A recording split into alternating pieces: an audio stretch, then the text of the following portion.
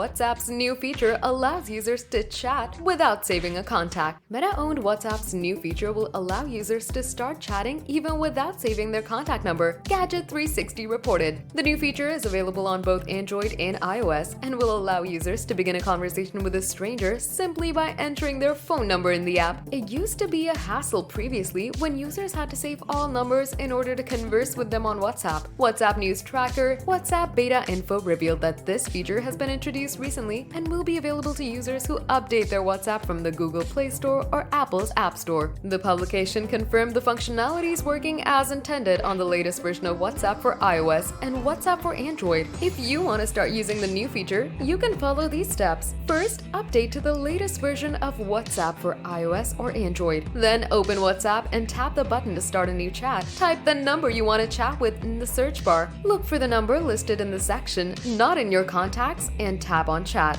You can now start a conversation by typing a message and tapping the send button.